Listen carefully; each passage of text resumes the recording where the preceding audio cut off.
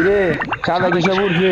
মোটামুটি কিছু উঠছে, তবে দাদু ভাই চাঁদাটা চাইতে সাহস পাইনি।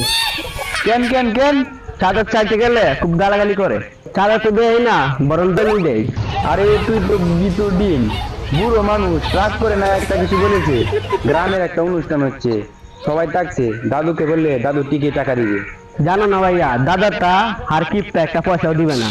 তুই তো যাসই না, গিয়ে ভালো করে বললে টিকে টাকা দিবে। আরে ভাইয়া কিছুই দিবে না। তুই গিয়ে ভালো করে বলে দেখ না। তাহলে চলো আমার সাথে, দেখো দেয় কিনা। আচ্ছা চল দেখি।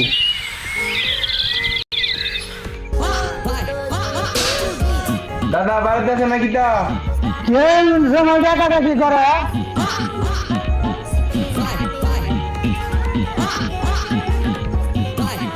দাদা আমরা তো চাঁদা নিতাম আইছি।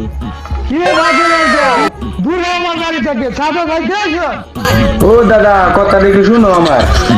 গ্রামে আমরা অনুষ্ঠান করছি, তাই টাকা তুলতে আছি, তুমিও যাও।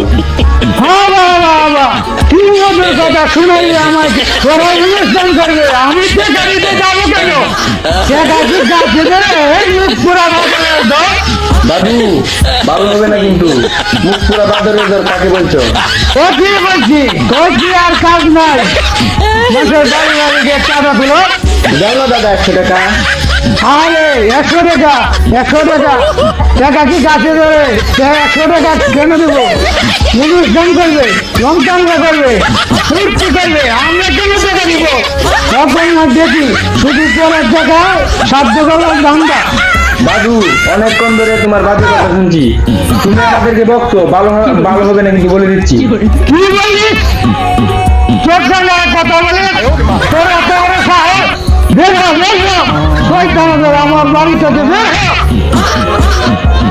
দাদু ঠিক হবে না কিন্তু, বলে দিলাম। দেখছো কত বড় অপমান করলো, আগে তো বলছি এখানে হবে না, তুমি তো শুনলে না আমার কথা। দাদার এত টাকা, 100 টাকার জন্য অত কিছু করলো, আর কি টাকা? সেই জন্যই তো বললাম না বেশি। চল বাড়ি যাই।